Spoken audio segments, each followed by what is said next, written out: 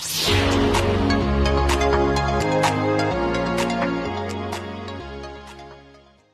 बच्चों unsolved model paper set number 13 हम डाल रहे हैं और ये पहला है खंड का, है ना।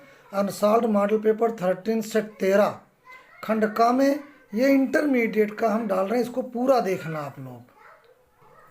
तो यहाँ पर बच्चों पहला क्वेश्चन है का नंबर खंड का में। देखिए, अष्टयाम कृति के लेखक हैं। अष्टयाम गोकुलनाथ, विठलनाथ, नाभादास, प्रियादास। तो यहाँ पर बच्चों नाभादास आएगा, इसलिए तीसरे में हम निशान लगाएंगे नाभादास। इसके बाद बच्चों धर्मवीर भारती द्वारा लिखित उपन्यास है परंतु, सूरज का सातवां घोड़ा, मुक्तिबोध, नदी के द्वीप। तो यहाँ पर बच्चों सूरज का सातवां घोड़ा सेकंड आएगा। बाकी तीन के हम आपको बता रहे हैं कि तीन परंतु, मुक्तिबोध, नदी के द्वीप किसने लिखा, ये हम आपको बता रहे हैं। परंतु उपन्यास की भी, परंतु जो है उपन्यास है, इसको लिखा है प्रभाकर माचवे ने। मुक्तिबोध लिखा है जैनेन्द्र कुमार ने। और नदी के द्वीप इसको लिखा है सच्चिदानंद हीरानंद वात्स्यायन अज्ञेय। यहाँ पर देखिए गा नंबर है जयशंकर प्रसाद द्वारा लिखित नाटक नहीं है। इसमें 1, 2, 3, 4 में 3 लिखे हुए हैं, लेकिन एक नाटक इनका नहीं ना है।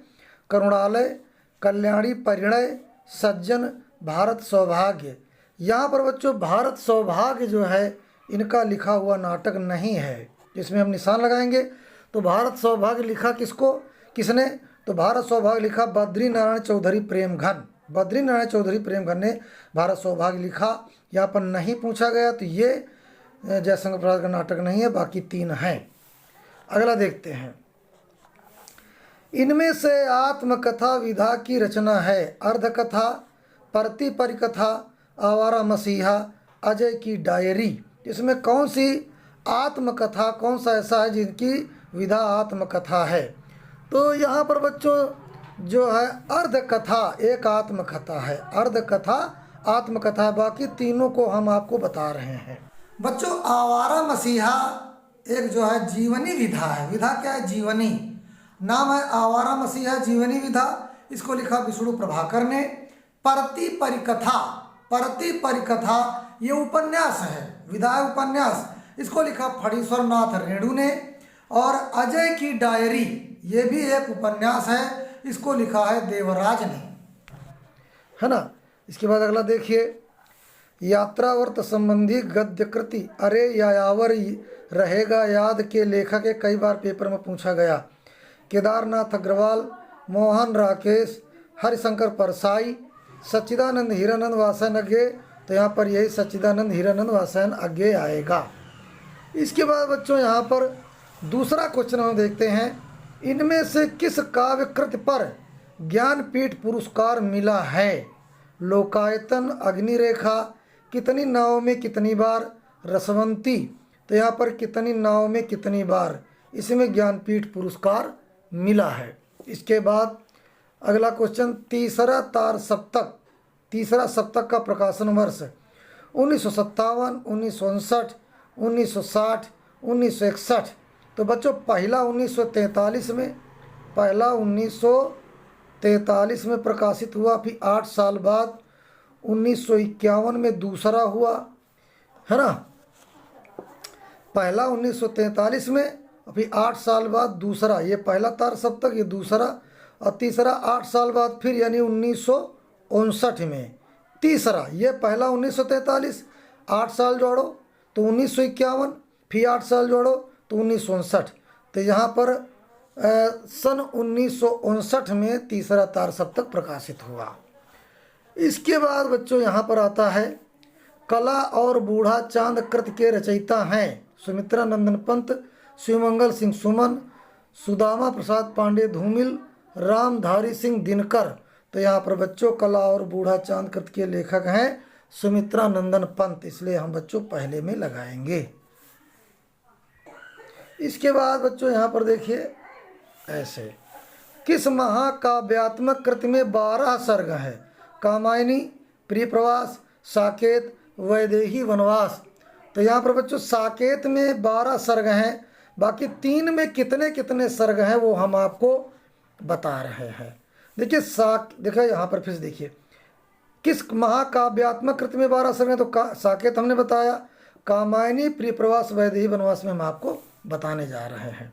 बच्चों कामायनी में 15 सर्ग हैं, प्रिय प्रवास में 17 सर्ग हैं 17, और वैदेही वनवास में 18 सर्ग हैं 18। और इनको ध्यान कर लेना क्योंकि पेपर में एमसीक्यू में इंटर में आ सकता है। अगला देखिए यहाँ पर छायावाद की प्रमुख विशेषता है इतिवृत्तात्मकता, श्रृंगार रस की प्रधानता, युद्धों का सजीव वर्णन, स्थूल के प्रति सूक्ष्म का विद्रोह। तो यहाँ पर यह आएगा स्थूल के प्रति सूक्ष्म का विद्रोह।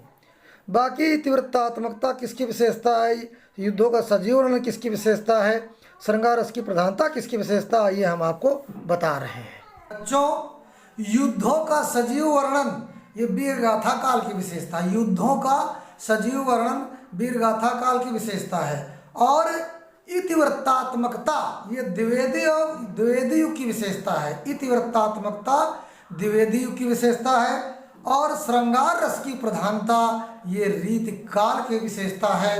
ये श्रृंगार रस की प्रधानता रीतिकाल की विशेषता है। इसके बाद निम्नलिखित शब्द युग्मों का सही अर्थ चयन कीजिए। शब्दों में सूक्ष्म मंत्र अशक्त, आसक्त, असमर्थ, शक्तिमान, शक्ति संपन्न, आकर्षक, शक्तिहीन, मोहित, समर्थ, कुसंगत। यहाँ पर सा नंबर आएगा। आसक्त यानी जिसके अंदर ताकत न हो यानी शक्तिहीन, आसक्त माने मोहित। इसके बाद अगला भवन, भुवन, भवन माने मकान, भुवन माने संसार। तो घर में निकेतन जंगल, घर संसार, घना जंगल लोक, सृष्टि आयतन। तो यहाँ पर बा ऑप्शन होगा। इसके बाद बच्चों अनेकार्थी में देखेंगे हम, है ना, निम्नलिखित शब्दों में से एक के 2 अर्थ बताओ। तो चपला माने नाव भी होता, बिजली भी होता, पयोधर माने होता है क्षीर सागर, और स्तन भी होता है, विधि माने कानून तरीका ये होता है। इसके बाद अगला देखिए, बहुत कम टाइम लेंगे आपका। निम्नलिखित शब्द वाक्यांशों के लिए एक सही शब्द का चयन करके लिखिए। बहुत कम बोलने वाला, वाचाल, अमितभाषी, मितभाषी, बहुभाषी, यहाँ पर मितभाषी होगा। इसके बाद जानने की इच्छा रखने वाला, जिज्ञासा, जिज्ञासु, चिकीर्ष, इच्छुक। तो यहाँ पर जिज्ञासु होगा।